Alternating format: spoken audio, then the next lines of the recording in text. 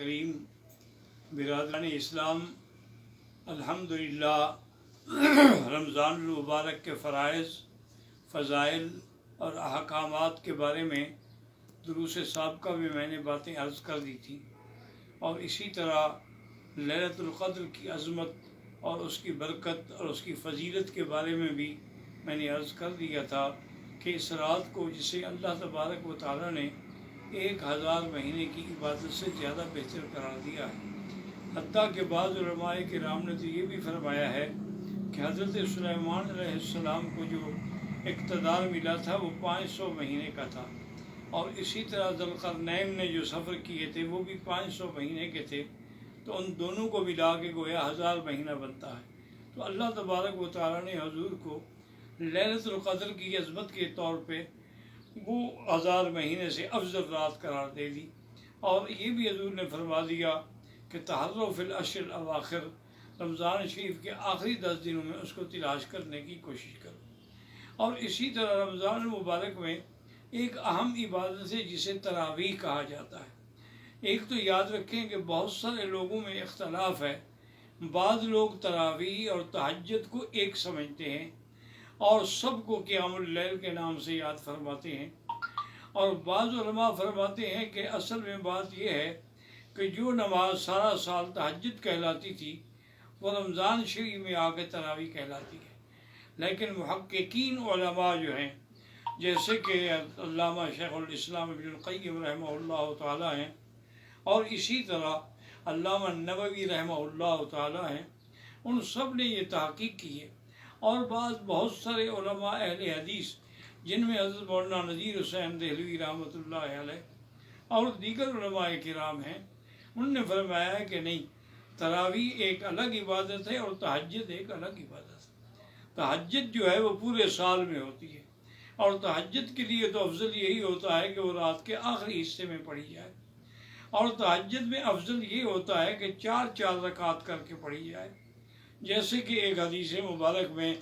Be be عائشہ فرماتی ہیں کان یصلی اربعا فلا تسأل عن حسنہن وطولہن، او کما قالت عائشہ رضی اللہ تعالی عنہ،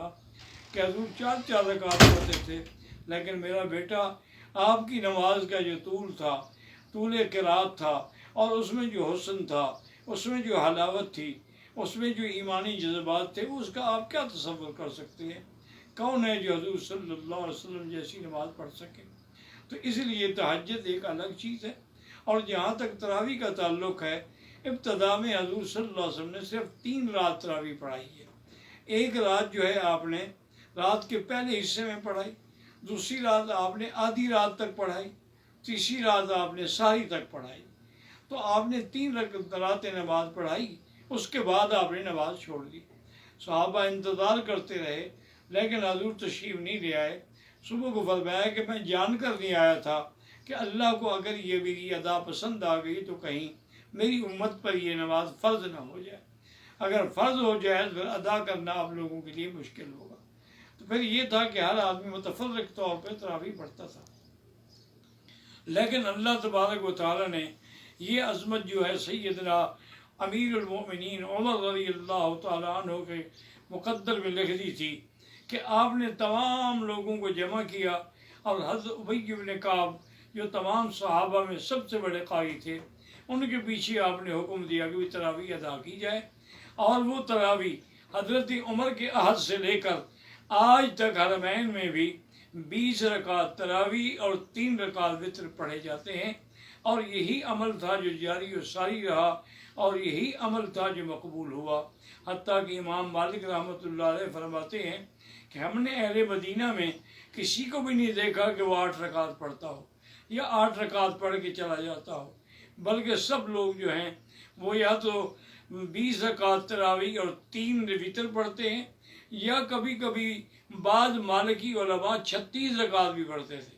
وہ کہتے کہ مکے والوں کو ترویہ میں طواف کرنے کا موقع مل جاتا ہے، لیکن مدینے والوں کے لیے تو اس لیے اگر ہم زیادہ پڑھ لیں گے تو کیا ہے،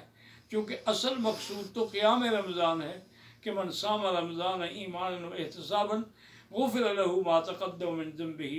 ومن قام رمضان ایمانا و احتسابا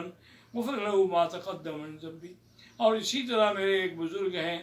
بہت تعلق والے ہیں، جنہوں نے بڑا دین کا کام کیا ہے، مفتی کریم اللہ صدیقی صاحب، جن کے ہاتھوں پہ لاکھوں غیر مسلم اسلام لے آئے ہیں۔ ان کی بیٹی رمیزہ فوت ہو گئی ہیں، ان سب کے لیے دعا کریں کہ اللہ اس کی مغفرت فرمائے۔ اسی طرح میرے استاد تھے، بلکہ استاد الکل تھے، شیخ الحدیث بھی تھے، شیخ الادب بھی تھے، شیخ المعقول والمنقول بھی تھے، حضرت مولانا منظور احمد صاحب نعمانی طاہر والی۔ ان کا بیٹے عبد الرشید نعمانی جو ہے وہ بھی کل فوت ہو گئے، اللہ ان کی بھی مغفرت فرمائے اور ان کے درجات بلند فرمائے۔ صدق اللہ العلی العظیم۔ ربنا تقبل منا انك انت السميع العليم وتب علينا انك انت